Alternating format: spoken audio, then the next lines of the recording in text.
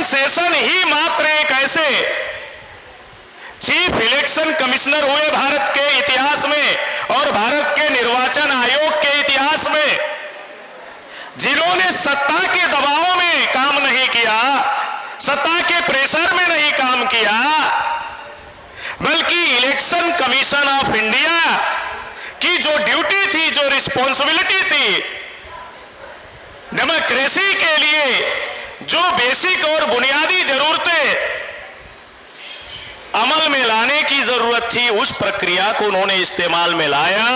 इंदिरा गांधी ने उनको शिकायत की, नोटिस में लिया।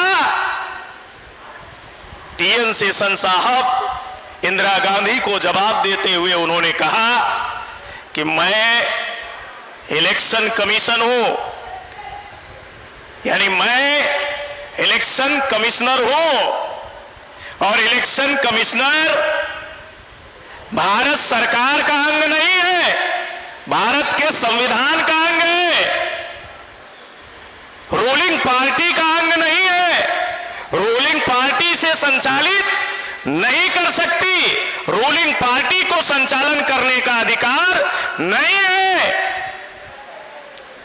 इसलिए मैं आपकी ऐसी कोई भी बात स्वीकार नहीं करूंगा जिससे लोकतांत्रिक मूल्यों की हत्या हो, जिससे लोकतंत्र की अस्मिता को खतरा हो, लोकतंत्र का महत्व कम हो। मैं ऐसी कोई भी बात, कोई भी शर्तें, कोई भी आदेश स्वीकार नहीं करूंगा।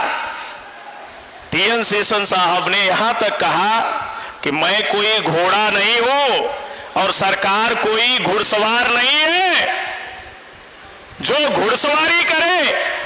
मैं निर्वाचन आयोग हूं और निर्वाचन आयोग की जो ताकतें हैं, जो शक्तियां हैं, भारत के सुप्रीम कोर्ट के इक्वल है।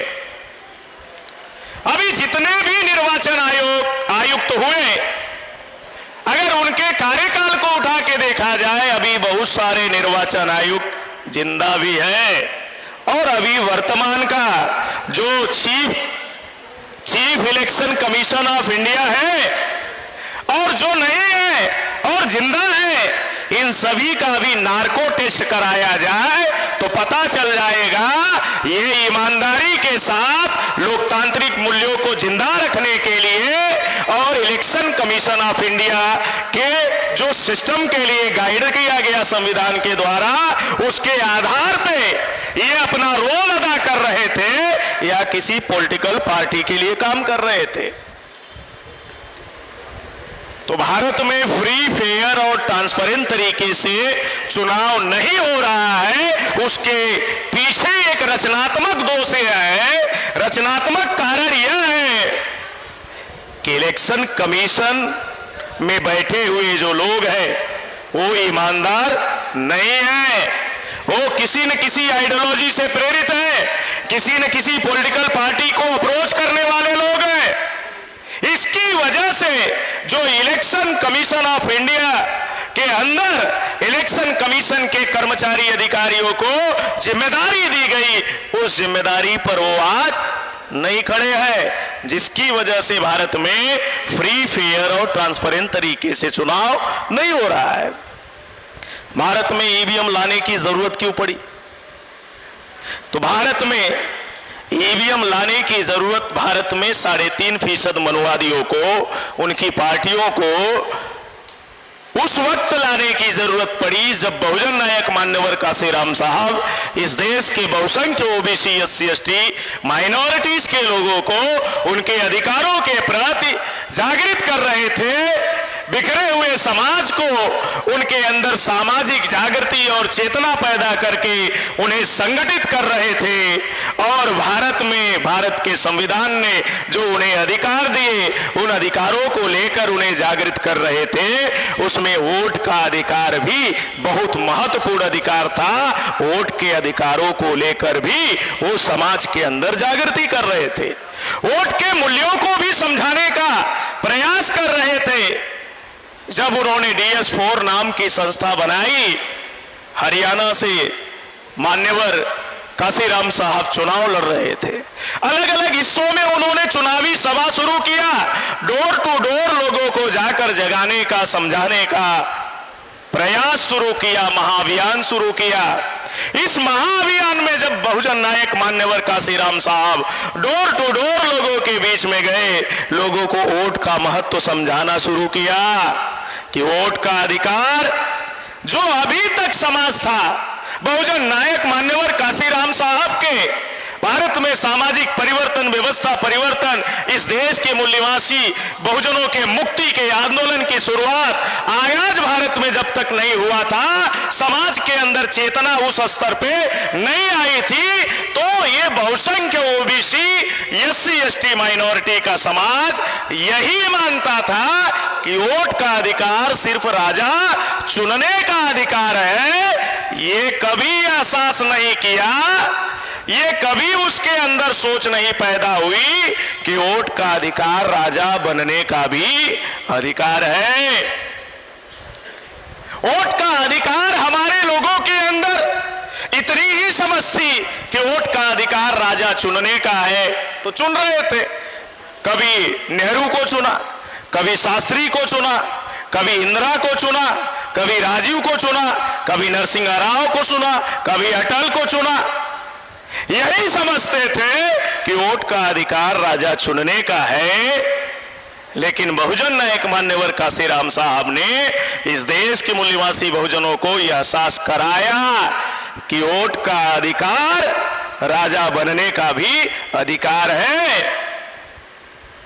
और इस अधिकार के जरिए जो डॉक्टर बाबा साहब अम्बेडकर ने कहा कि शासक करती जमात बनना होगा, शासक करती जमात बनाने के लिए जो इस देश में फूले साहू अम्बेडकर का आंदोलन चला, वो आंदोलन तभी पूरा होगा जब समाज वोट का अधिकार राजा बनने के लिए इस्तेमाल शुरू करेगा। ते बातें 1981 में बहुजन नायक मान्यवर काशीराम साहब ने नारा दिया, चुनौती देते हुए कांग्रेस को, बीजेपी को नारा दिया, सीपीआईएम के लोगों को नारा दिया, वोट हमारा राज तुम्हारा, नहीं चलेगा, नहीं चलेगा। जब ये नारा दिया तो मनुवादियों के कान खड़े हो गए। उन्होंने चिंतन किया कि काशीराम जी तो ठीक ही कहते हैं, अगर जिस दिन ये बहुजनों को बात समझ में आ जाएगी, वोट हमारा राज मनुवादियों का, नहीं चलेगा, नहीं चलेगा, ये बात जिस दिन समझ में आ जाएगी, उस दिन हम 3.5% लोग देश की व्यवस्था पर काबिज होने की तो छोड़ दो, गांव का वार्ड मेंबर भी नहीं बन पाएंगे।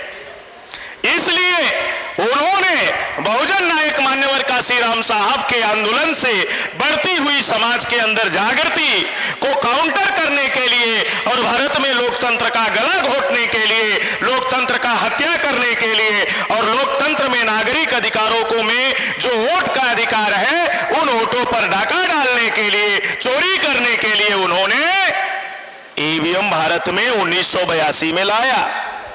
कांग्रेस और बीजेपी के लोगों ने 1982 में ईवीएम लाया, 1981 में नारा दिया, वोट हमारा राज तुम्हारा, नहीं चलेगा, नहीं चलेगा।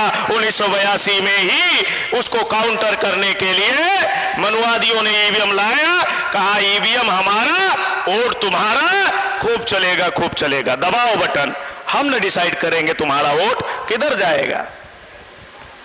क्योंकि वो कल भी इस देश के मूल निवासी बहुजनों को शासक करती जमात नहीं बनने देना चाहते थे और आज भी वो मूल निवासी बहुजनों को शासक करती जमात नहीं बनने देना चाहते हैं। कल भी उन्हें मेजॉरिटी से खतरा था, कल भी उन्हें मेजॉरिटी से खतरा था, आज भी उन्हें मेजॉरिटी से खतरा है। अगर उन्हें मेजॉरिटी से खतरा नहीं होता तो इस देश में वर्ण व्यवस्था क्यों निर्माण करते? अगर उन्हें मेजॉरिटी से खतरा नहीं होता, इस देश के लोगों को हजारों जाति के टुकड़ों में क्यों बांटते? अगर उन्हें मेजॉरिटी से खतरा नहीं होता, हजारों जाति के बांटे गए टुकड़ों को ऊंच नीच क्यों बनाते? अगर उन्हें मेजॉरिटी से खतरा नहीं होता तो उनके अंदर भेदभाव क्यों पैदा करते? अगर उन्हें मेजॉरिटी से खतरा नहीं होता तो भारत में ईवीएम क्यों लाते? जिसके पॉकेट में नोट नहीं होगा वो नोटों की चोरी करेगा, जिसके अकाउंट में नोट नहीं होगा वो नोटों की चोरी करेगा, जिसके खाते में वोट नहीं होगा वोटों की चोरी करेगा। तो भारत के मूल निवासी बहुजनों के वोटों पर डाका डालने की पिछले 2 दशक से लगातार कांग्रेस और बीजेपी के जरिए साजिश की जा रही है। आपको जानकर हैरानी होगी, दुनिया में 195 देश यूनाइटेड नेशंस ऑफ ऑर्गेनाइजेशन का हिस्सा है। 31 देश ऐसे हैं जहां ईवीएम इस्तेमाल करने की प्रक्रिया शुरू की गई। अभी मात्र 11 देशों में ईवीएम इस्तेमाल किया जाता है। 11 देशों में मात्र 4 देश ऐसे हैं जहां पूरे देश में ईवीएम इस्तेमाल होता है चुनाव में। बाकी ऐसे 7 देश हैं जहां पायलट ट्रायल के तौर पे इस्तेमाल किया जा रहा है। आंशिक कुछ क्षेत्रों में ईवीएम लगाई जाती, पूरे चुनाव में ईवीएम नहीं लगाई जाती। 2006 में नीदरलैंड ने ईवीएम को बैन किया।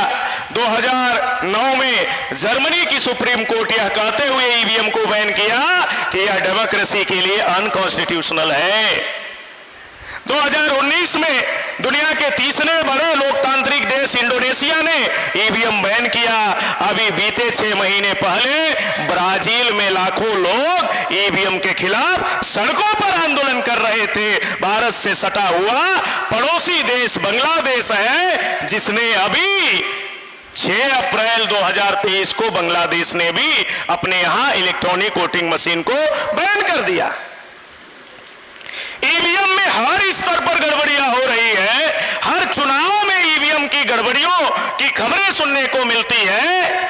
कभी ईवीएम हाईवे के किनारे फेंकी हुई मिलती है तो कभी अननेसेसरी अनाधिकृत जो वैन है, व्हीकल है, उसमें पकड़ी जाती है, कभी होटल में पकड़ी जाती है। ईवीएम की जगह कहां है? स्ट्रांग रूम से निकले पोलिंग बूथ पे जाए, पोलिंग बूथ से निकले तो कहां जाए?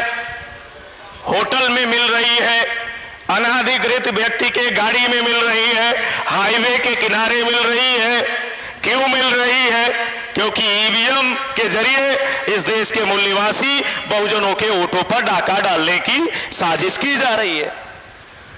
यही नहीं, भारत के सुप्रीम कोर्ट ने 8 अक्टूबर 2013 को जजमेंट दिया। जजमेंट में 8 अक्टूबर 2013 के कहा कि इलेक्ट्रॉनिक वोटिंग मशीन से फ्री, फेयर और ट्रांसपेरेंट तरीके से चुनाव नहीं हो सकता। जब भारत के सुप्रीम कोर्ट ने इस बात को स्वीकार कर लिया तो और किसी को स्वीकार करने की, कहने की जरूरत है क्या?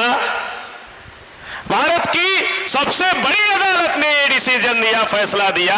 फैसले देने के बावजूद भारत में अगर ईवीएम इस्तेमाल किया जा रहा है तो कहीं न कहीं कुछ न कुछ तो साजिश है, और वो साजिशें हर चुनाव में देखने को मिलती है।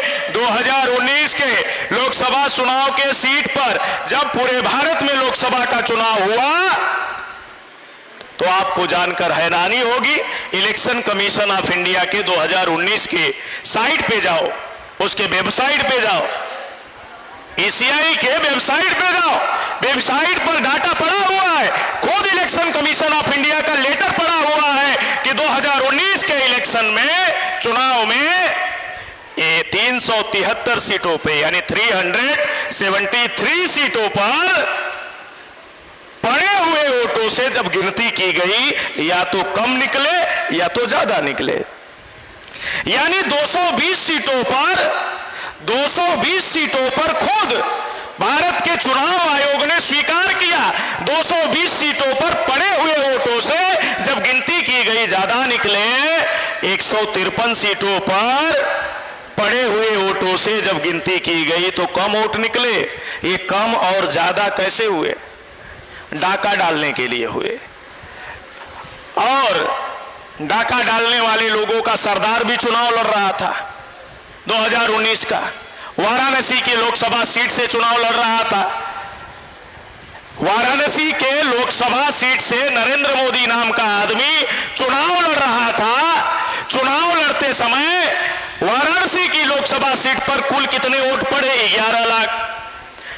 जब गिनती की गई, गणना की गई, 12,87,000 वोट निकले, यानी 1,87,000 वोट पड़े वोटों से ज्यादा वोट निकले। इतनी तेजी से तो मुर्गी भी अंडे नहीं देती जितनी तेजी से मशीन कांग्रेस और भाजपा को वोट दे रही है।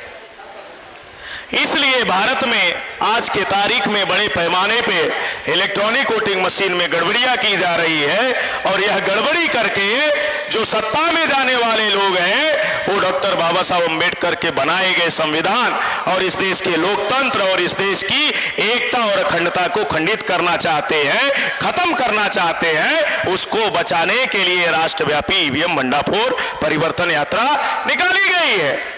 हमें गर्व है अभी आज के तारीख में ईवीएम के मुद्दे पे भारत में कोई मर्द है जो सड़कों पर उतरकर संघर्ष कर रहा है, लड़ रहा है, तो भारत मुक्ति मोर्चा के राष्ट्रीय अध्यक्ष मान्यवर वावन मेश्राम साहब हैं। बाकी तो सारे चूड़ियां पहन लिए घरों में बैठे हैं। अभी 2023 का जो नगर निकाय का चुनाव हुआ, नगर निकाय के चुनाव में उत्तर प्रदेश की दूसरे और तीसरे नंबर की पार्टी हर जिले में बीजेपी के लोगों ने जबरदस्ती उनके प्रत्याशियों को हराया, लेकिन वो अपने प्रत्याशियों के लिए भी आवाज उठा नहीं रहे हैं, लड़ नहीं रहे हैं। समाज उनको वोट दे रहा है लेकिन उनके वोटों की हिफाजत भी नहीं कर पा रहे हैं। हमें गर्व है, फक्र है मुगल सराय में यानी चंदौली जिले के मुगल सराय नगर पंचायत की सीट से अध्यक्ष पद की उम्मीदवार सोनू किन्नर पर जो चुनाव लड़ रही थी। प्रशासन ने और बीजेपी के लोगों ने मिलकर उन्हें क्या किया? चुनाव हराने का काम किया, लेकिन किन्नरों ने अपनी लड़ाई लड़ी, समाज उनके साथ खड़ा था, लड़ाई लड़ी और लड़ाई लड़के रिकाउंटिंग कराया। 438 वोटों पे सोनू किन्नर चुनाव जीत गई। तो उत्तर प्रदेश में दूसरे और तीसरे नंबर की जो पार्टियां हैं वो हिजड़ों से भी बदतर हो गई है। हिजड़े लड़ रहे हैं लेकिन ये दूसरे और तीसरे नंबर के लोग समाज के किसी भी मुद्दे पर बोल नहीं रहे हैं। इसलिए हमारे लोगों को मैं अपील करना चाहूंगा, लड़ने वाले, संघर्ष करने वाले लोगों के साथ खड़े होंगे तो ये व्यवस्था बदलेगी। गुलामों के साथ खड़े होंगे जिनको ये गले में सीबीआई और ईडी का पट्टा पड़ा हुआ है, वो हमारी लड़ाई लड़ने वाले नहीं है। इसलिए हमें लड़ने के लिए समाज में लाल पैदा करना होगा। इस दिशा में हम लोग सभी प्रयास करेंगे। आपने मुझे सुना, इसके लिए धन्यवाद। बहुत बहुत धन्यवाद मानवर चांद मोहम्मद जी, राष्ट्रीय प्रभारी राष्ट्रीय मुस्लिम मोर्चा। और हमारे बीच में अध्यक्ष महोदय आज के कार्यक्रम की अध्यक्षता करेंगे। उससे पहले मैं चाहूँगा जो भी साथी माताएं बहनें जन आंदोलन निर्माण निधि देना चाहते हैं उनका मैं नाम पुकारूंगा, बारी बारी से वो मंच पर आए। माननीय गोविंद बाबू जी वो अतिशीघ्र मंच पर आए और जन आंदोलन निर्माण निधि साहब को भेंट करें। उसके बाद श्रीपाल जी, उनसे भी निवेदन है कि वो अतिशीघ्र मंच पर आए और जन आंदोलन निर्माण निधि प्रस्तुत करें। इसके बाद मान्यवर अजय कुशवाहा जी, जिला अध्यक्ष राष्ट्रीय पिछड़ा वर्ग मोर्चा, उनसे निवेदन है कि वो बारी बारी से जन आंदोलन निर्माण निधि भेंट करें साहब को। इसके बाद माननीय कमला प्रकाश गौतम जी, उनसे निवेदन है कि वो भी मंच पर आए और अब जन आंदोलन निर्माण निधि साहब को भेंट करें। इसके बाद माननीय शिरानी देवी, वो भी बारी बारी से मंच पर आओ, साहब को जन आंदोलन निर्माण निधि भेंट करें। इसके बाद छोटे छोटे बच्चे हैं हर्षित और संगमित्रा, इसके बाद दोनों बच्चे आएंगे और साहब को जन आंदोलन निर्माण निधि भेंट करेंगे। और जो भी साथी जन आंदोलन निर्माण निधि देना चाहते हैं वो मंच पर आकर साहब को जन आंदोलन निर्माण निधि दे सकते हैं, क्योंकि कोई भी आज़ादी तभी जीती जा सकती है जब उसके लिए मेहनत करके खून पसीना बहाया जाए। कोई भी आज़ादी मुफ्त में नहीं मिलती है, उसके लिए खून पसीना बहाना पड़ता है। अब मैं चाहूंगा हमारे बीच में इस कार्यक्रम की अध्यक्षता कर रहे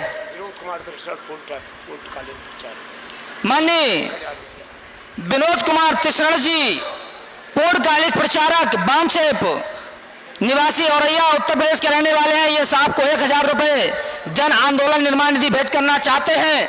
और हमारे बीच में हमारे भैया सुशील कठेरिया जी जो कि रसूलाबाद से हैं, उन्होंने जन आंदोलन निर्माण निधि भेंट की। और जो भी साथी करना चाहते हैं वो शीघ्र मंच पर आ जाए। 1000 रुपये विनोद कुमार तिसरण जी जन आंदोलन निर्माण निधि के रूप में दे रहे हैं। अब मैं चाहूंगा राष्ट्रीय अध्यक्ष जी से इस कार्यक्रम की अध्यक्षता कर रहे माननीय प्रोफेसर बिलात खराज जी, राष्ट्रीय महासचिव बामसेप।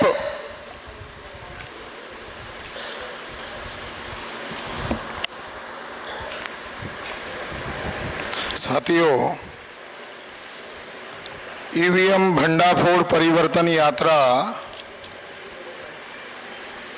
आपके उत्तर प्रदेश में लगातार चाहे बारिश हो या चाहे तूफान हो, चाहे सरकार के द्वारा अवरोध हो, इसके बावजूद ये ईवीएम भंडाफोड़ परिवर्तन यात्रा लगातार चल रही है। अभी हमारे युवा वकील साहब कुछ दस्तावेजी आधार पर बता रहे थे कि देश में और खासकर कि उत्तर प्रदेश में कानून का राज खत्म हो चुका है। जब कानून का राज खत्म हो जाता है उसी को तानाशाह कहते हैं। कानून का राज अगर खत्म हो जाता है इसी को तानाशाह कहते हैं। तो उत्तर प्रदेश और देश भी तानाशाह की तरफ जा रहा है। इसका दूसरा मतलब है ईवीएम के द्वारा लोकतंत्र की हत्या की जा रही है। मैं आपको एक उदाहरण देना चाहता हूं कि अभी नए संसद भवन का उद्घाटन करने के लिए किसको बुलाना चाहिए था? राष्ट्रपति को बुलाना चाहिए था। राष्ट्रपति कौन होता है? राष्ट्रपति सर्वोच्च है, भारत के संविधान के अनुसार सर्वोच्च है, प्रथम नागरिक है। मगर राष्ट्रपति आदिवासी समूह से है, राष्ट्रपति को निमंत्रण नहीं दिया गया बल्कि शंकराचार्य को निमंत्रण दिया। और शंकराचार्य का मतलब है 8वीं शताब्दी में आदि शंकराचार्य ने बौद्ध भिक्षुओं का, बौद्ध राजाओं का कत्लेआम किया और यूनिवर्सिटीज को ऊपर कब्जा किया।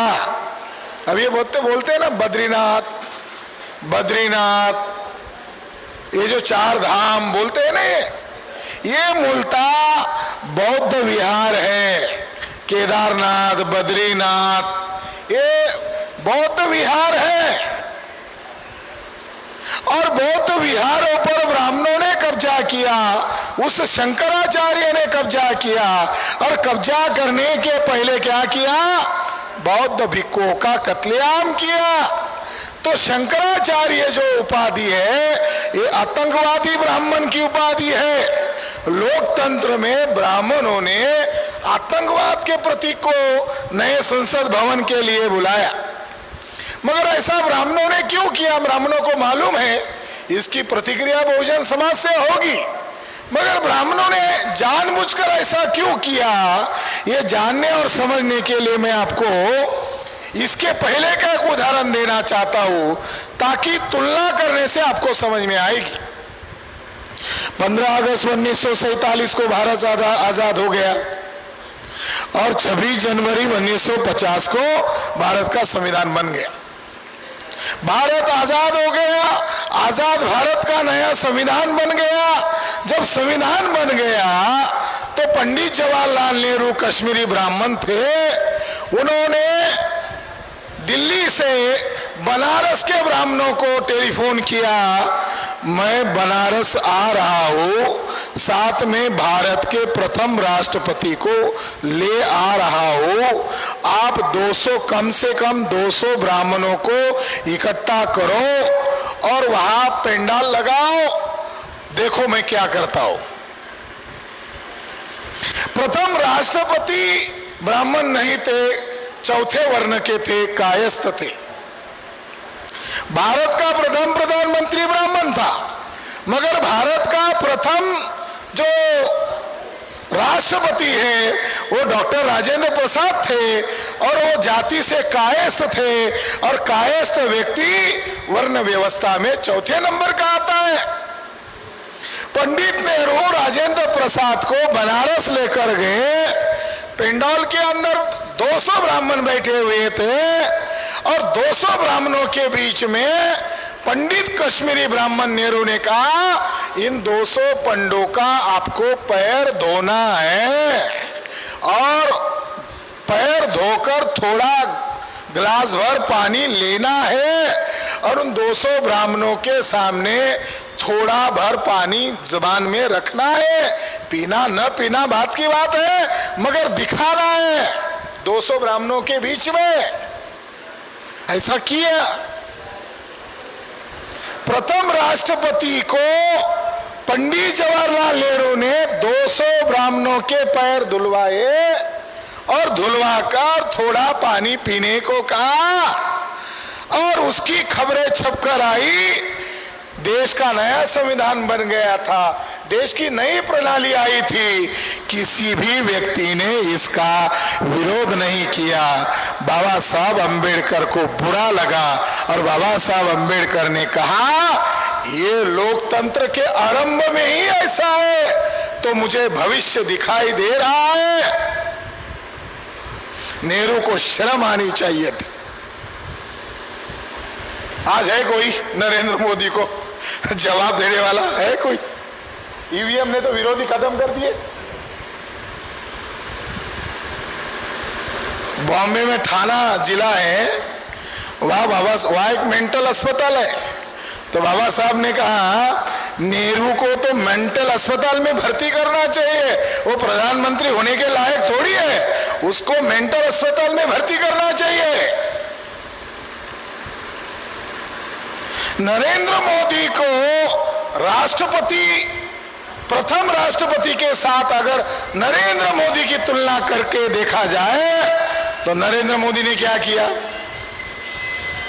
नरेंद्र मोदी होम हवन किया, शेड्यूल आया, सवेरे 7 बजे पंडित जी के साथ प्रधानमंत्री जी और स्पीकर सभापति महोदय बैठेंगे और दोनों होम हवन करेंगे, पूजा पाठ करेंगे। क्या देश पंडितों के होम हवन से चलता है? क्या पंडितों के होम हवन से देश चलता है या भारत के संविधान से देश चलता है? फिर पंडित जी ने होम हवन किया, उनको ब्राह्मणवादी एक राजदंड दिया, राजदंड स्वीकारने के पहले भारत का प्रधानमंत्री जमीन पर सपाट हो गया, लेट गया, और ब्राह्मणों ने उसकी तस्वीरें खींची और प्रोपेगेंडा किया। क्या प्रोपेगेंडा किया? कि भारत का प्रधानमंत्री संविधान के इशारे पर काम नहीं करता है, नागपुर के संघ प्रमुख मोहन भागवत के इशारे पर काम करता है। पंडित नेहरू ने प्रथम राष्ट्रपति को 200 ब्राह्मणों के पैर धुलवाए, संदेश क्या दिया? पंडित नेहरू ने पंडित ब्राह्मणों को संदेश दिया, भले ही डॉक्टर अंबेडकर ने संविधान बनाई है, मगर व्यवहार में संविधान को मैं लागू नहीं होने दूंगा। ये पंडित नेहरू ने संदेश दिया। अब वर्तमान में भागवत ने क्या संदेश दिया? 2025 को आरएसएस को 100 वर्ष पूरे होने वाले हैं, और आरएसएस जिस हिंदू राष्ट्र की बातें बकवास में करते आ रहे हैं, ब्राह्मण लोग पूछ रहे आप कब तक करोगे? ब्राह्मणों ने ब्राह्मणों को मैसेज दिया कि हमारी व्यवस्था आ गई है, अब हमें संविधान भी नहीं रोक सकता। ये उसका मतलब है ब्राह्मण राज स्थापित हो चुका है। ये घटना से ये संदेश ब्राह्मण को देना चाहता है। तो इतनी जरूरत 3.5% ब्राह्मणों की कैसे हुई? इतनी बड़ी औकात ईवीएम है। ब्राह्मणों को डर नहीं लग रहा है। सरेआम संविधान की कॉपी जलाई जा रही है, ब्राह्मणों को डर नहीं लग रहा है। संविधान के प्रतीक का अपमान किया जा रहा है, शेरों का अपमान किया जा रहा है, ब्राह्मणों को डर नहीं लग रहा है। तो ये सारा संभव कहां से हो रहा है? ये इलेक्ट्रॉनिक वोटिंग मशीन से हो रहा है।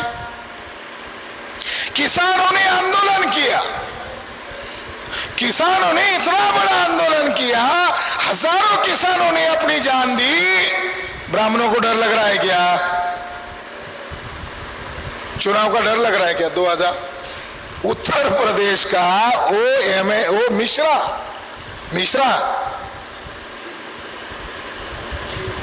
नहीं, वो जो चुनाव किसानों को कुचल कर डाला, हाँ, मिश्रा के बेटे ने किसानों को कुचल कर मारा, और वहां लगभग 7 सीटें बीजेपी की चुनकर आई, जहां किसानों को कुचल कर मार डाला।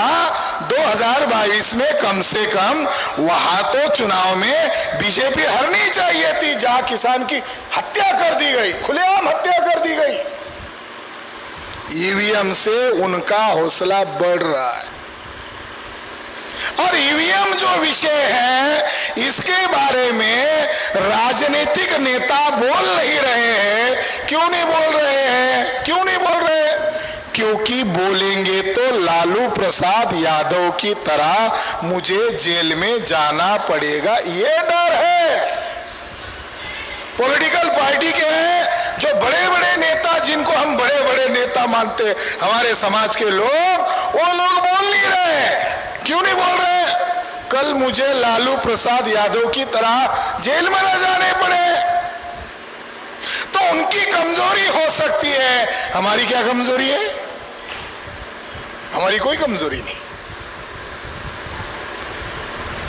साथियों, ईवीएम मशीन को ब्राह्मणों ने लाया, ब्राह्मणों ने, कांग्रेस ब्राह्मण ने लाया, वाजपेयी ने समर्थन दिया और कम्युनिस्ट पार्टी ने समर्थन दिया।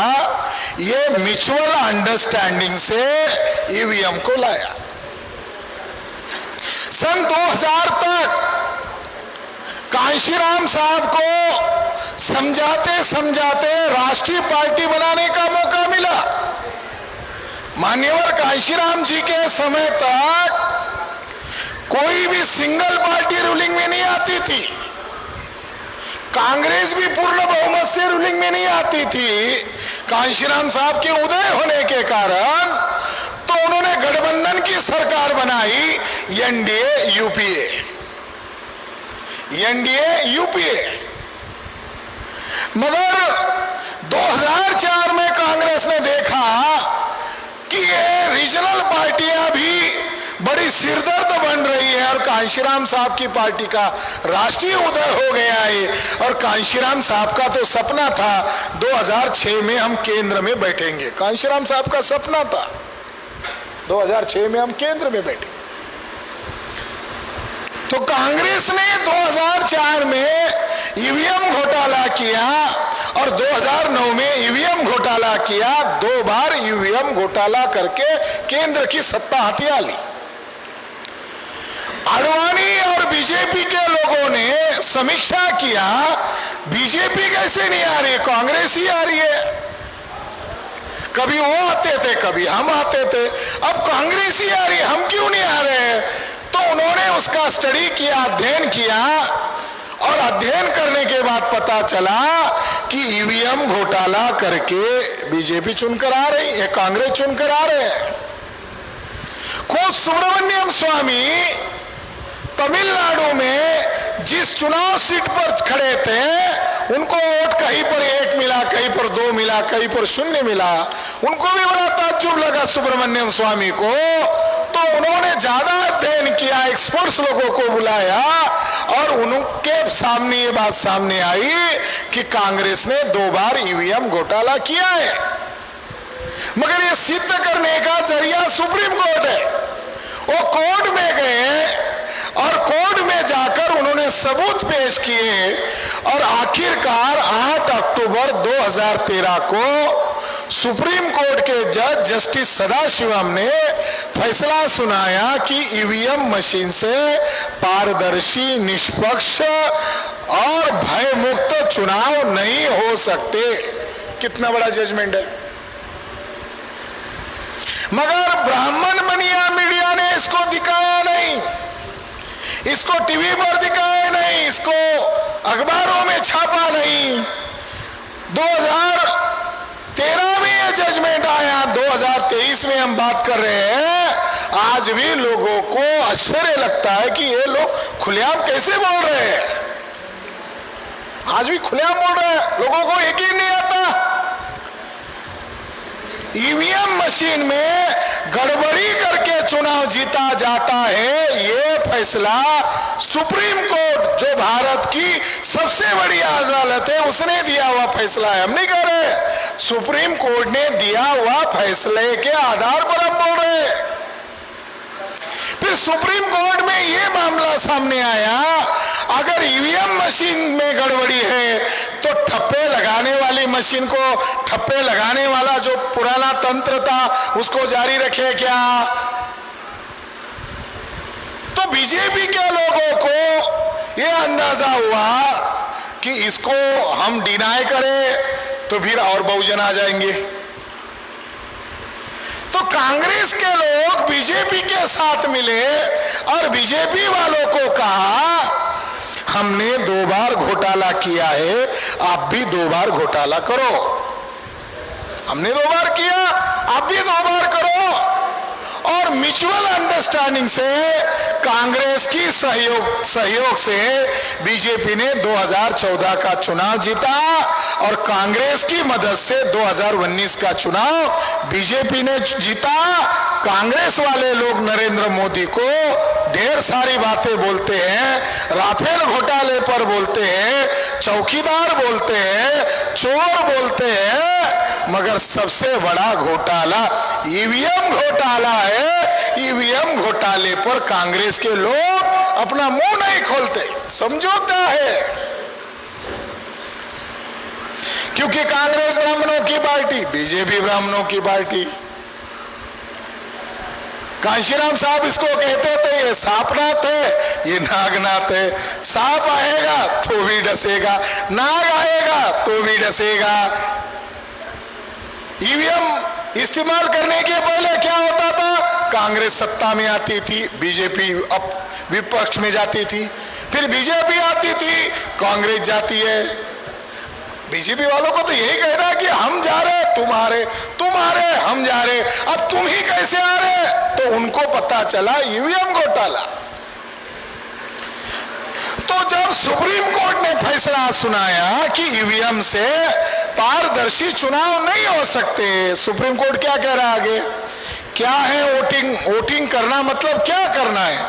तो सुप्रीम कोर्ट कह रहा है वोटिंग करना मतलब फंडामेंटल राइट है। अपने पसंदीदा कैंडिडेट को चुनना, यह भारत के संविधान ने भारतीय लोगों को दिया गया मूलभूत अधिकार है।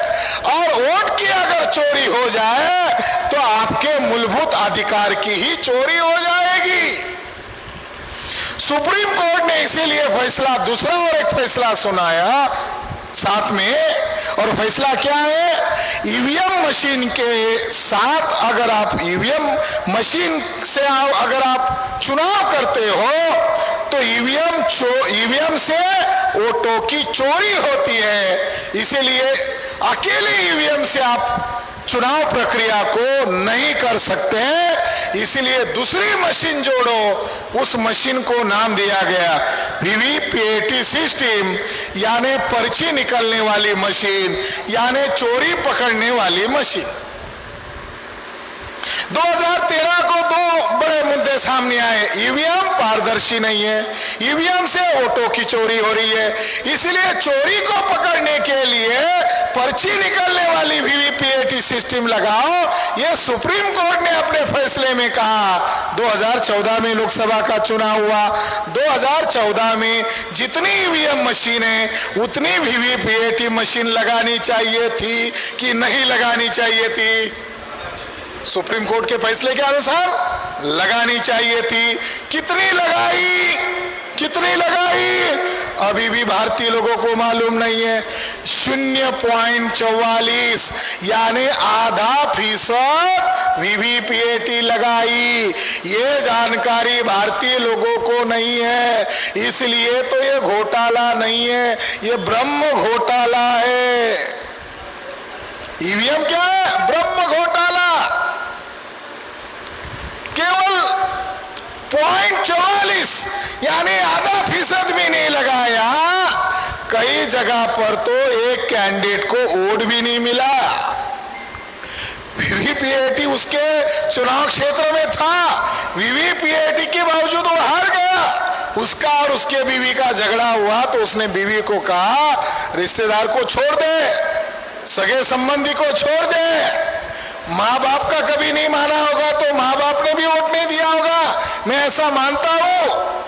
हो सकता है मैंने तुम्हें कभी झापड़ झुपड़ मारी होगी, इसलिए तुमने भी मुझे वोट नहीं दिया होगा, मगर मैं इतना नालायक नहीं हूं कि मैं अपने आप को वोट न डालूं। कैंडिडेट 0, उम्मीदवार कोई वोट नहीं। अब ईवीएम को कैसे पता ये कैंडिडेट का वोट है? चोरी करने वालों को धड़ल्ले से चोरी कर रहे हैं तो उन्हें क्या पता है? कैंडिडेट का भी वोट 0। साथियों, 2014 में बीजेपी ने घोटाला किया। 2014 के बाद माननीय वामन मेश्राम साहब ने फैसला किया कि ईवीएम से अगर ब्राह्मण चुनकर आ रहे हैं तो इसका बंदोबस्त 2019 के पहले करना होगा। इसलिए उन्होंने सुप्रीम कोर्ट में केस दायर की। सुप्रीम कोर्ट में माननीय वामन मेश्राम साहब ने केस किस आधार पर दायर की कि सुप्रीम कोर्ट मान्य करता है कि ईवीएम में गड़बड़ी है, तो आपने वीवीपीएटी लगाने के लिए कहा। 2014 में अपने वीवीपीएटी नहीं लगाया, न के बराबर लगाया, ने नहीं लगाया, तो फिर आपके फैसले का मूल्य क्या है? सुप्रीम कोर्ट ने माननीय वामन मेश्राम साहब की बात को एग्री किया और कहा ये तो हमको खुद कहना चाहिए था, ये आदमी कह रहा है, ये हमको खुद कहना चाहिए था कि हमारे जजमेंट की तौहीन हो रही है, उसका अमल नहीं किया जा रहा है। माननीय वामन मेश्राम साहब कंटेम्प्ट ऑफ द कोर्ट इस केस के मामले में मेश्राम साहब जीत गए और वामन मेश्राम साहब के समर्थन में सुप्रीम कोर्ट ने 24 अप्रैल 2017 को चुनाव आयोग को और नरेंद्र मोदी सरकार को ऑर्डर निकाला कि 2019 में जो चुनाव होंगे जितनी ईवीएम मशीन है उतनी वीवीपीएटी सिस्टम लगाओ। अगर 15 लाख ईवीएम मशीन है उतनी लगाओ। मगर जब 2019 नजदीक आया तो विपक्ष के लोगों को, कांग्रेस के लोगों को पहले बीजेपी ने समझाया कि वामन मेश्राम अब जीत गए हैं, 2019 में नरेंद्र मोदी चुनकर नहीं आ सकते। क्यों? क्योंकि वामन मेश्राम के समर्थन में 100% वीवीपीएटी लगाने का फैसला आया है, तो इससे चोरी पकड़ में आएगी।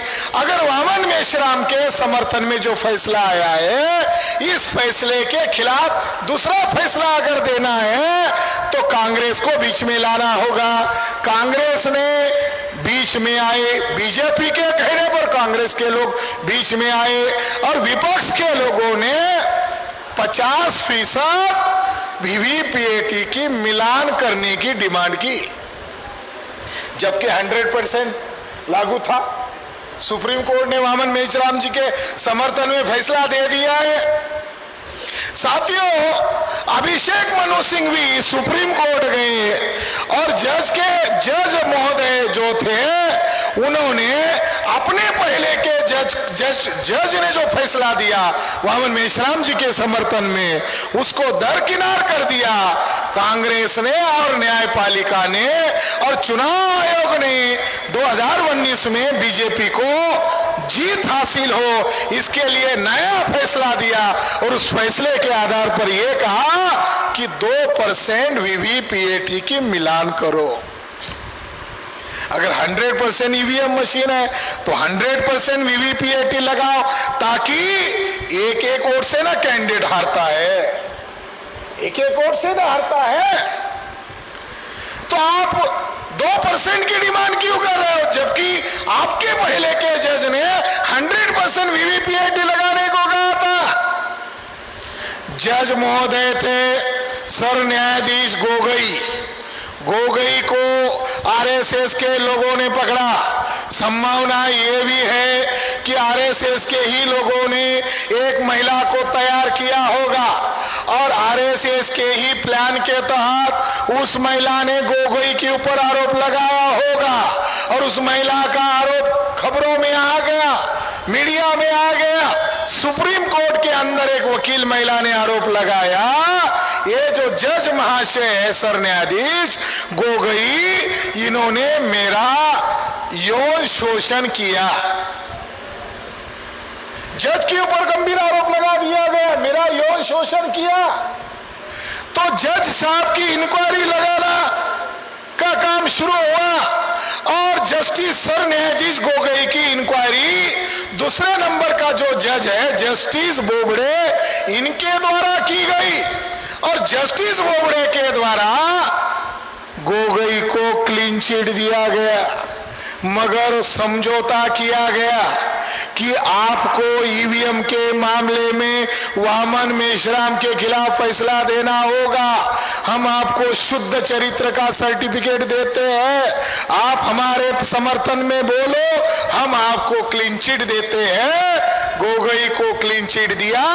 जिस महिला ने आरोप लगाया जस्टिस पटनायक की अध्यक्षता में उस महिला की जांच हुई, उसने भी उसको मुक्त घोषित कर दिया।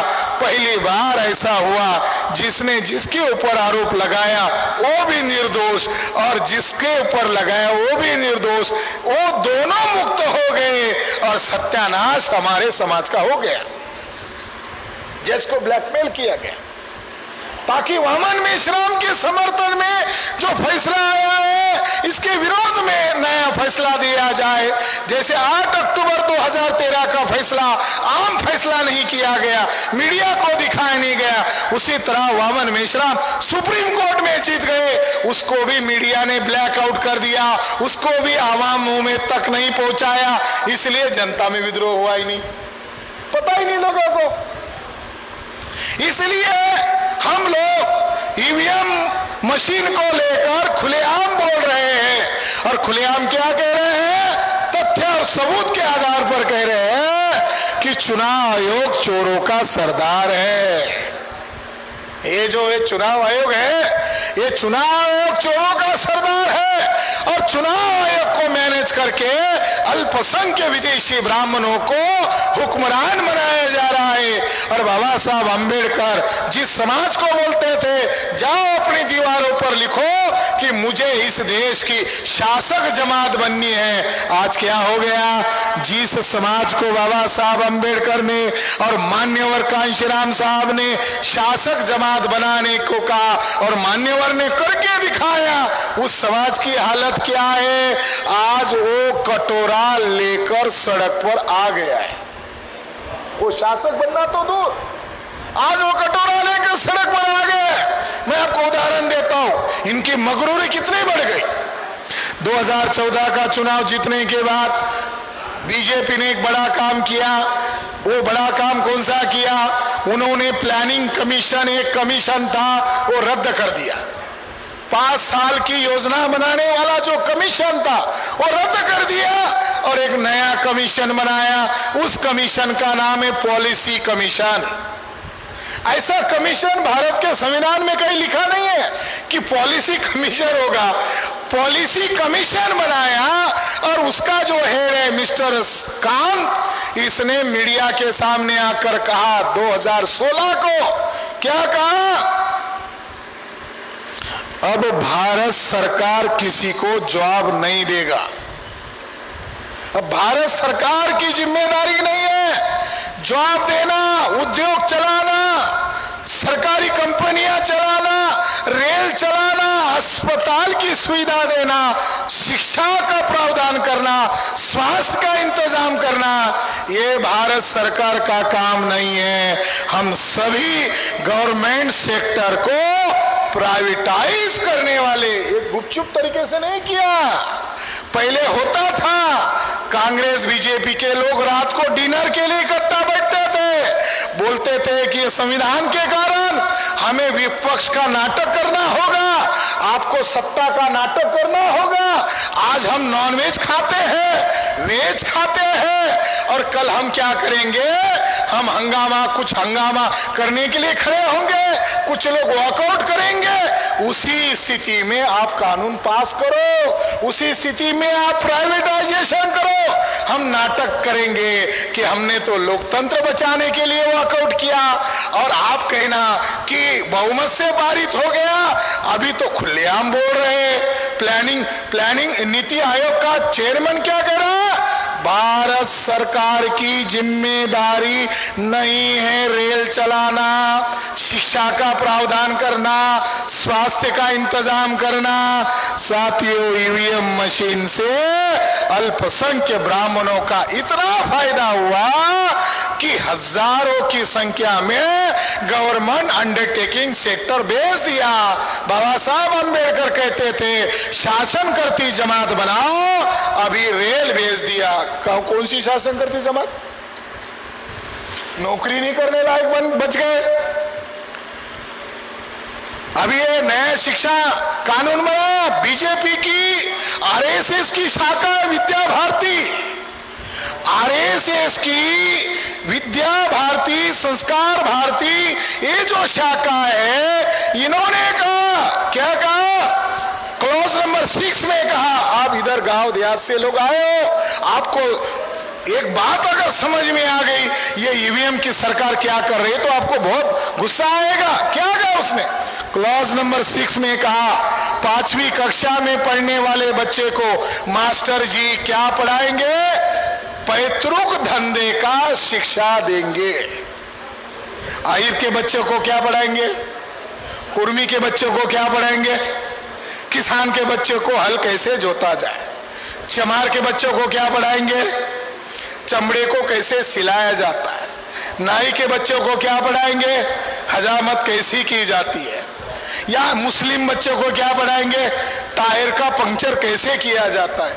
क्या भारत के संविधान ने यह कहा कि आपको पढ़ाई में पैतृक धंधे का शिक्षा दिया जाएगा? ये तौहीन है भारत के संविधान की और भारत के लोगों को मालूम नहीं है क्योंकि मीडिया नॉन इश्यू को इश्यू बना रहा है। इसलिए साथियों, ईवीएम के द्वारा हमारे लोगों का सत्यानाश हो रहा है। उत्तर प्रदेश में तो कानून नाम की चीज नहीं बची है। दिन दहाड़े रेपिंग हो रहा है, गैंग रेप हो रहा है, दिन दहाड़े कट्टे से उड़ाया जा रहा है, कोई सुनवाई नहीं। हत्या रोजमर्रा की जिंदगी हो गई है। नरेंद्र मोदी वाराणसी से चुनाव के लिए खड़े हुए और 2019 में उनके चुनाव क्षेत्र में 11 लाख वोटर थे उनकी सीट पर, मगर कितने वोट मिले नरेंद्र मोदी को? कोई तुर्रम खान नहीं है कि पूरे के पूरे वोट ले ले। नरेंद्र मोदी को पूरे के पूरे वोट मिले। कितने? 12,87,000। बड़ा कमाल का मामला है। ईवीएम घोटाला उत्तर प्रदेश के लोगों को समझने के लिए अभी काजल निशा, ये जो निषाद कम्युनिटी की जो महिला थी, समाजवादी पार्टी से चुनाव के लिए खड़ी हुई, उसकी चुनाव क्षेत्र में वोट की संख्या है 3,64,000। कितनी है? 3,64,000। कुल वोट की संख्या है 3,64,000। जब गिनती की वोट की तो वोट कितने निकले? 5 लाख। आपके मेयर के चुनाव में हुआ। अब जिस पार्टी की वो प्रत्याशी है वो रोकर कह रही है कि मुझे ईवीएम ने हराया है, मगर उसका जो बड़ा नेता है वो ईवीएम के खिलाफ आवाज तक नहीं उठा रहा है। अगर समाजवादी पार्टी ने और बसपा नामक पार्टी ने, ये सारे के सारे बीजेपी के लोग चुनकर कैसे आ गए, और ये आंकड़े सिद्ध करते हैं ईवीएम घोटाला हुआ। अगर इन दोनों पार्टियों ने उत्तर प्रदेश अगर बंद कर दिया होता तो देश भर में आग लग जाती कि नहीं लग जाती? देश भर में आग लग जाती। 2024 दूर है, लग जाती। मगर उनको लग रहा है कि अगर विरोध किया ईवीएम को लेकर तो कहीं हमें जेल की हवा न खानी पड़े। फिर लड़ाई लड़ेगा कौन? उसकी तुलना में किन्नर आदमी, सोनू किन्नर, उसका नाम है सोनू किन्नर, वो चुनाव के लिए खड़ा हुआ और चुनाव में और चुनाव में उसको हरा हुआ घोषित कर दिया, पराजित घोषित कर दिया। उसको बहुत बुरा लगा। किन्नर होने के बावजूद उसको बहुत दिल को ठेस पहुंची। उसने कहा रिकाउंटिंग करो, तो अधिकारी ने कहा भाग जाओ, अब हार गए, भाग जाओ। जब उसको जलील किया जा रहा था तो उसको पुलिस वालों को कहा इनको भगा दो। तो जो कैंडिडेट है उसके समर्थक किन्नरों को बुरा लगा, तो वो प्रत्याशी ने अपने बदन के कपड़े उतार दिए, नंगा हो गया। और जब वो नंगा हो गया और सोशल मीडिया में वो लाइव शुरू हो गया, पुलिस वालों को लगा रहे नंगे के सामने हम भी दिख रहे, भाग जाओ भाग जाओ। तो वो किन्नर ने डंडा उठाया और पुलिस को दौड़ा दौड़ा कर सड़क पर भगाना शुरू कर दिया। सारे लोग देखने लगे, अरे क्यों भगा रहा है? फिर चुनाव अधिकारी को लगा पुलिस को भगाया, मुझे कहीं आकर ऑफिस में घुसकर मुझे तो नहीं भगाएगा। उसने आदमी भेजा कि उसको यहाँ से सम्मान बुलाओ, मैं रिकाउंटिंग करता हूं। और रिकाउंटिंग किया। बीजेपी के प्रेशर होने के बावजूद बीजेपी को लगा अरे एक किन्नर ने पुलिस को दौड़ा दौड़ा कर भगाया। ये सोशल मीडिया में मिलियन में घंटों में देख लिया। कहीं कल नरेंद्र मोदी को दौड़ा दौड़ा कर तो वाराणसी से नहीं भगाएंगे। बीजेपी का प्रेशर होने के बावजूद सोनू किन्नर को बीजेपी के कैंडिडेट के खिलाफ था। वो सोनू किन्नर बीजेपी के जीते हुए प्रत्याशी को हरा हुआ घोषित कर दिया और सोनू किन्नर को विजयी घोषित कर दिया। ये घटना से अब लग रहा है कि अब ये जो पुना पैक के दलाल और भड़वे हैं, इनकी जगह पर किन्नरों को ही खड़ा कर दिया जाए। शेड्यूल कास्ट के, शेड्यूल ट्राइब के, ओबीसी के जो चुने हुए प्रतिनिधि है वो ईवीएम घोटाले से चुनकर लाए हुए लोग हैं। वो भी पुना करार की नाजायज औलाद है, रिजर्व सीट से चुनकर आते हैं। साथियों, ईवीएम हमारे लिए सत्यानाश का कारण है। सत्यानाश की वजह है लोकतंत्र की हत्या की वजह इलेक्ट्रॉनिक वोटिंग मशीन है। इसके लिए माननीय वरवामन मेश्राम ये देशव्यापी परिवर्तन यात्रा चला रहे हैं। इस परिवर्तन यात्रा का संदेश देने के लिए हम यहाँ पर आए। ये तो दुख दर्द भरी वाली कहानी है। इससे निजात कैसे पाया जाए, ये समस्या है, इससे छुटकारा कैसे पाया जाए। इसलिए माननीय वरवामन मेश्राम साहब ने ऐलान कर दिया कि 5 लाख लोग मुख्य चुनाव आयोग के कार्यालय पर मोर्चा लेकर जाएंगे। वो आ जाएंगे, उनका निषेध करेंगे दिल्ली में। मुख्य चुनाव आयोग उसके मुख्यालय पर जाकर विरोध जताएंगे। 5 लाख लोग ऑल इंडिया से जाएंगे। इसके बावजूद नहीं मानते हैं तो मान्यवर वरवामन मेश्राम जी ने ऐलान किया भारत बंद करेंगे। ईवीएम को लेकर भारत बंद किया जाएगा, क्योंकि भारत के लोगों को पता होगा कि ईवीएम से उनका सत्यानाश हो रहा है। ये जागृति किस लिए की जा रही है? कल माननीय वामन मेश्राम साहब ने भारत बंद का ऐलान किया, तो जगी हुई जनता भारत बंद का प्रचार करेगी, भारत बंद कर दिया जाएगा। अगर नहीं मानते हैं तो 2024 का चुनाव आएगा, 15 लाख ईवीएम मशीन है।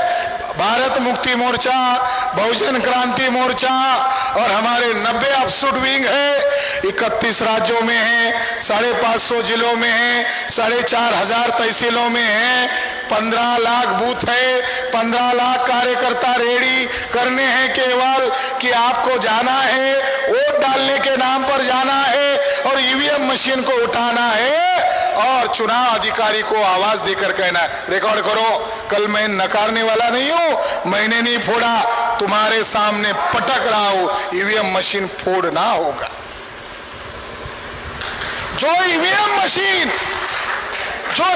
मशीन भारत के मूल निवासी बहुजनों को गरीब बना रहा है, भिखारी बना रहा है। अब भारत वो नारे कैसे लगा रहा है भागवत? भारत विश्व गुरु बन गया है, भारत हिंदू राष्ट्र बन गया है, नारे लगा रहा है। नारे क्या लगा रहा है? भारत विश्व गुरु बन गया है। भारत कैसे बन गया मालूम है? भारत दुनिया का नंबर 1 का भिखारी देश बन गया है।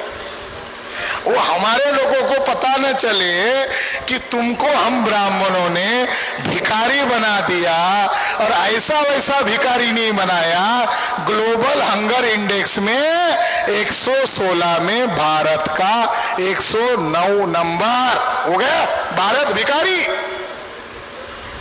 बांग्लादेश गरीब, बांग्लादेश भारत से अच्छा है। जिस देश से नारे लगाते पाकिस्तान के नाम से, वहां भूखमरी कम है, श्रीलंका में कम है, भारत में, एशिया में और वर्ल्ड में नंबर 1 की गरीबी और भूखमरी है। तो इसीलिए साथियों, लड़ना तो होगा, नहीं लड़ोगे तो कुत्ते की मौत पर आज भी मारे जा रहे हैं। आज भी हमारे बहुजन समाज के लोगों को जानवरों की तरह मार दिया जा रहा है। तो इसीलिए क्या करना होगा? लड़ना होगा। और लड़ने के लिए किसी भी विकट परिस्थिति में, चाहे हवा आ जाए, चाहे तूफान आ जाए, ये ईवीएम भंडाफोड़ परिवर्तन यात्रा निरंतर 21 फरवरी 2024 तक चलेगी। हम किसकी परवाह नहीं करते। तो आप लोगों को क्या करना होगा?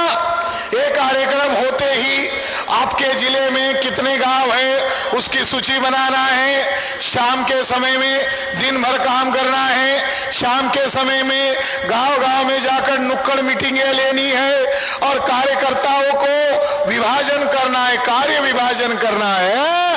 2024 तक आपको इसकी तैयारी करनी है और अगला आदेश आने तक आपको फील्ड में डटे रहना है। यही संदेश देने के लिए हम आपके पास आए, क्योंकि महापुरुष डॉक्टर बाबा साहब अंबेडकर कहते थे, क्या कहते थे? जुल्म करने वाले से ज्यादा जुल्म सहने वाला ज्यादा गुनहगार होता है।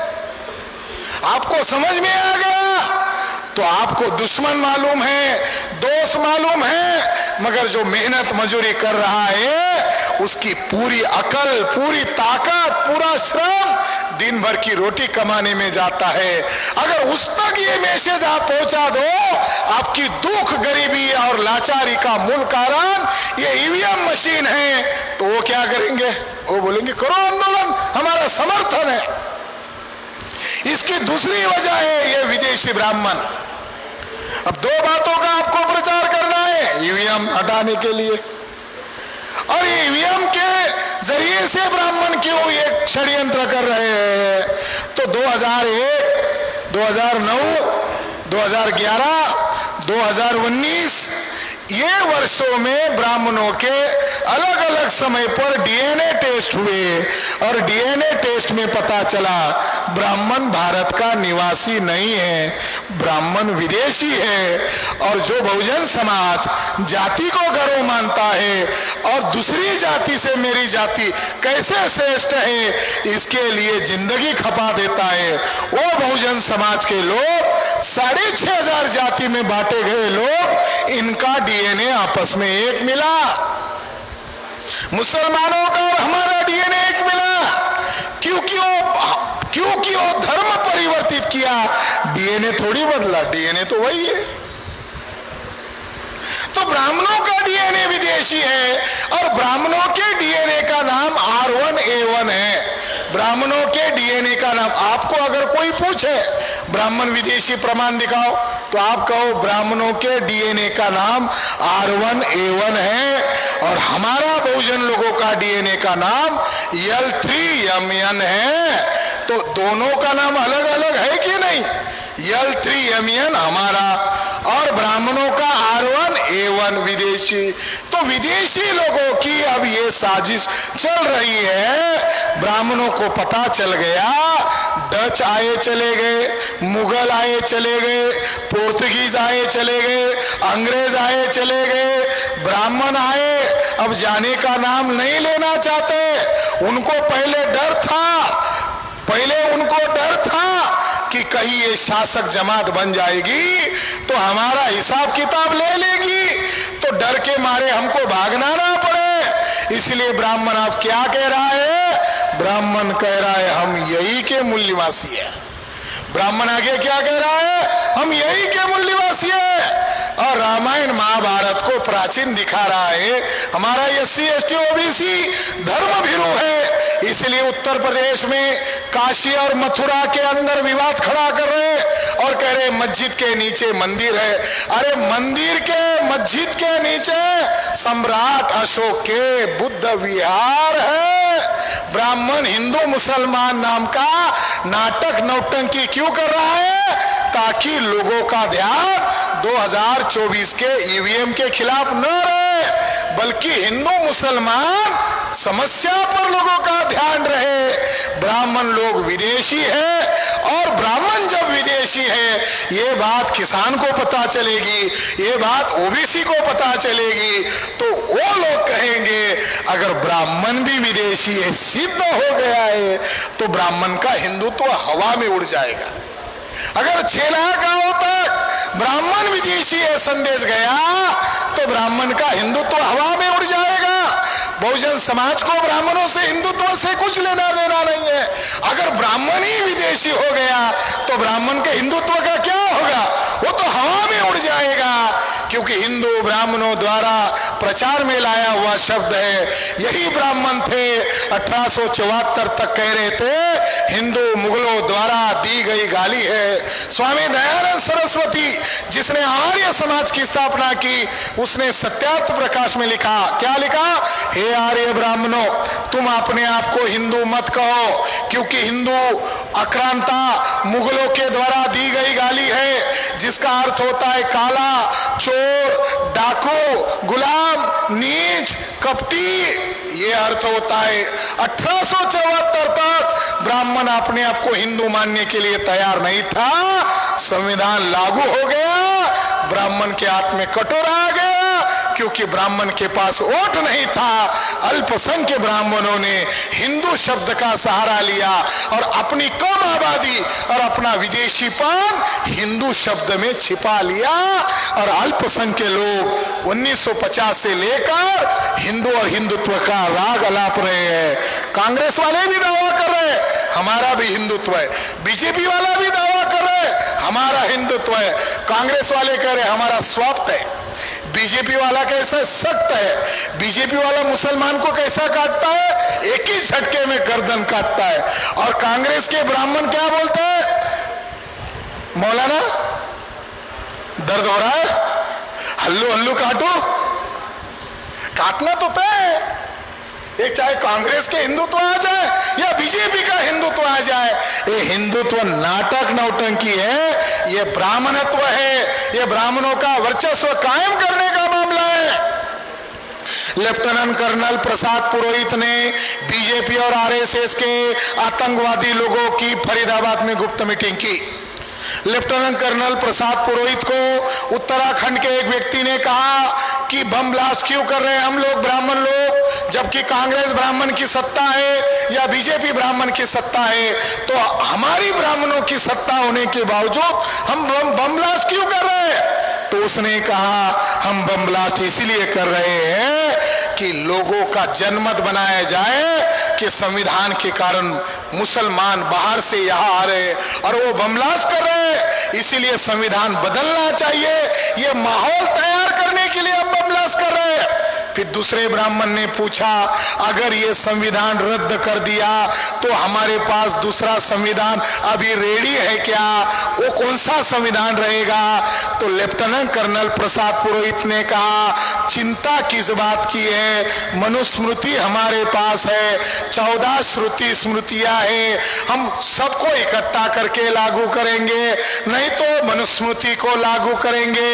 और फिर उसने उसकी असली बात बोल दी, उसने कहा we will fight this constitution, we will fight this constitution, we will fight this nation because this nation is not ours। यानी पब्लिकली भागवत बोल रहा हिंदुत्व, मगर लेफ्टिनेंट कर्नल प्रसाद पुरोहित उसने निजी तौर पर आतंकवादी ब्राह्मणों के मीटिंग में कहा भारत ब्राह्मणों का नहीं है, इसलिए संविधान के खिलाफ हमें काम करना होगा और भारत के लोगों के खिलाफ काम करना होगा। 2014 के चुनाव के बाद जिनको कभी जमानत नहीं मिल सकती थी, जिनको सूली पर चढ़ाया जाना तय था, प्रज्ञा ठाकुर आज का है पार्लियामेंट में, लेफ्टिनेंट कर्नल प्रसाद पुरोहित का है मिलिट्री में, अभी भी केस चल रही है, मगर उसको मिलिट्री का ओहदा फिर से दिया गया। यहाँ का उत्तर प्रदेश का ब्राह्मण आतंकवादी ब्राह्मण रमेश उपाध्याय बाहर आ गया, बंगाल का ब्राह्मण आशीष चटर्जी बाहर आ गया, कश्मीर का ब्राह्मण शंकराचार्य बाहर आ गया। ये ईवीएम के कारण देश खतरे में है, आरएसएस बीजेपी से देश को खतरा है, ये बात उनके कुकर्मों से पता चली है।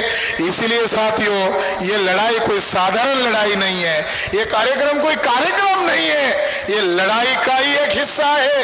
हम आपको जो जानकारी दे रहे हैं इस जानकारी का आप समाज में उपयोग करो तो आपके समाज में आशा पैदा होगी।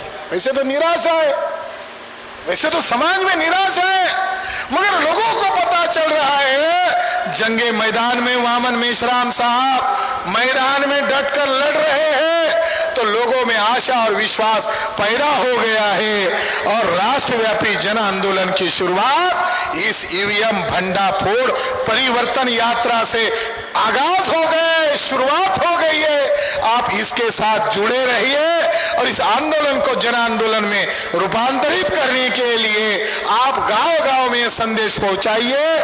यही बात कहकर मेरी बात को मैं विराम देता हूं। जय भीम, जय मूल निवासी। बहुत बहुत धन्यवाद राष्ट्रीय महासचिव जी। और आज के इस कार्यक्रम की समापन के लिए मैं बुलाना चाहूंगा, क्योंकि बहुत समय हो चुका है, आप लोगों ने